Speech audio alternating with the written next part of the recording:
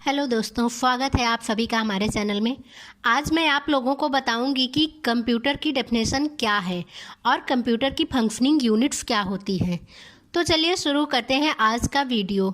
अगर मैं कंप्यूटर के डेफिनेशन की बात करूं तो कंप्यूटर एक इलेक्ट्रॉनिक डिवाइस है जो डेटा को एक्सेप्ट करने में, उसे प्रोसेस करने में व ज़रूरत की जो भी इंफॉर्मेशन है उनको प्रदान करने में कैपेबल होता है।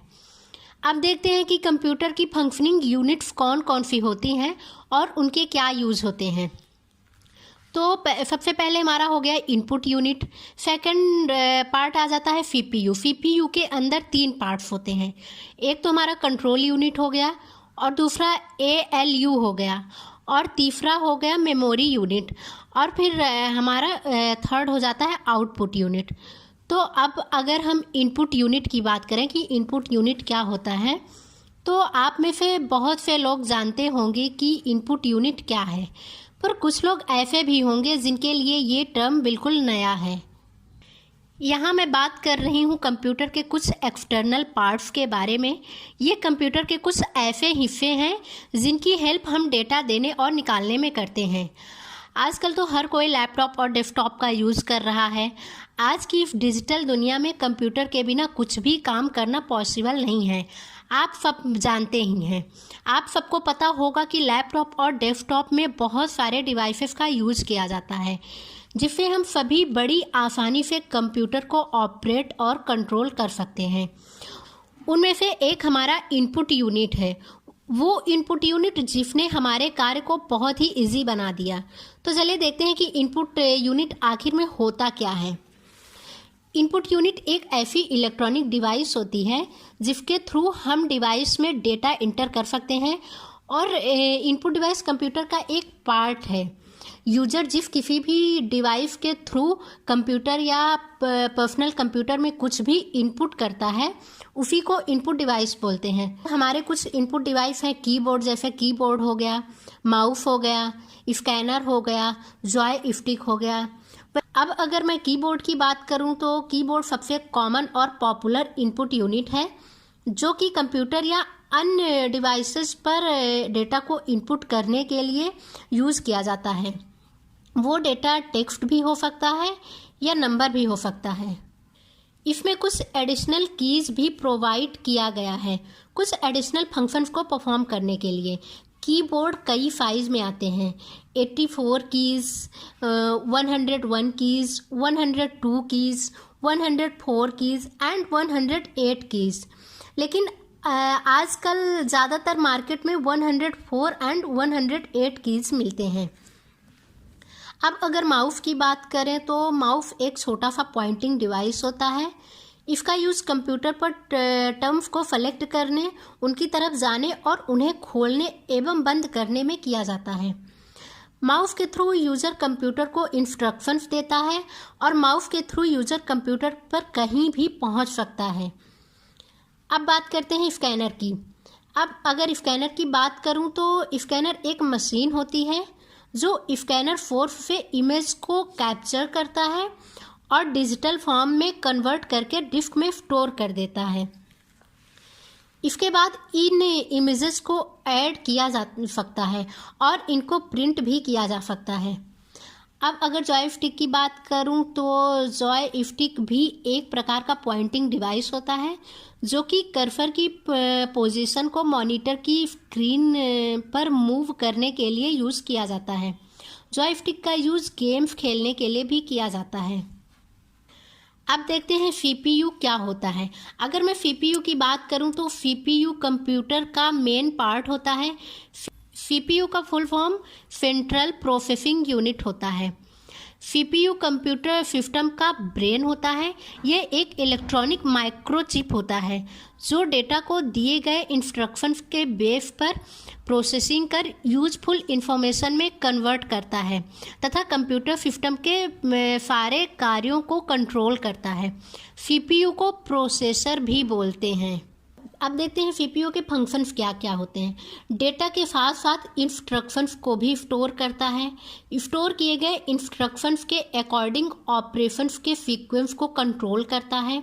सीपीयू कंप्यूटर सिस्टम के सभी पार्ट्स को कमांड जारी करता है। डेटा प्रोसेसिंग करना तथा आउटपुट को रिजल्ट्स भेजने का काम भी सीपीयू ही करता है। सीपीयू के 3 पार्ट्स होते हैं, arithmetic and logic unit, control unit, memory unit. तो चलिए देखते हैं अर्थमेटिक एंड लॉजिक यूनिट क्या होता है। अब मैं अगर अर्थमेटिक एंड लॉजिक यूनिट की बात करूं तो ALU addition, subtraction, multiplication and division जैसे अर्थमेटिक ऑपरेशंस को परफॉर्म करता है और एंड व और कुछ लॉजिकल एक्शन करता है। अब अगर मैं कंट्रोल यूनिट की बात करूं तो कंट्रोल यूनिट कंप्यूटर के सारे hardware operations like input output unit के ऑपरेशंस को कंट्रोल करता है और उन्हें हेल्प करता है।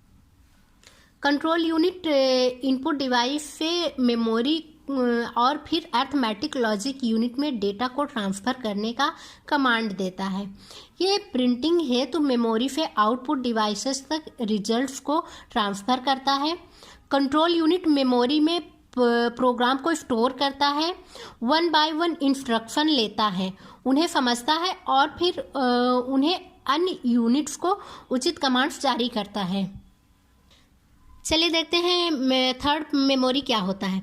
अब अगर मैं बात करूं मेमोरी यूनिट की तो कंप्यूटर मेमोरी एक फिजिकल डिवाइस है जिसका यूज़ कंप्यूटर में अस्थायी तथा स्थायी तौर पर डेटा और इंस्ट्रक्शंस को स्टोर करने के लिए किया जाता है।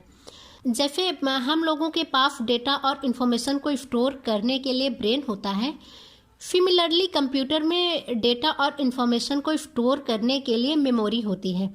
मेमोरी कई सारे छोटे छोटे सेल से मिलकर बना होता है जो बिट्स के रूप में बाइनरी इन्फॉर्मेशन को स्टोर करती है। कंप्यूटर की मेमोरी क्षमता को बिट, बाइट, केबी, एमबी, जीबी में मापा जाता है।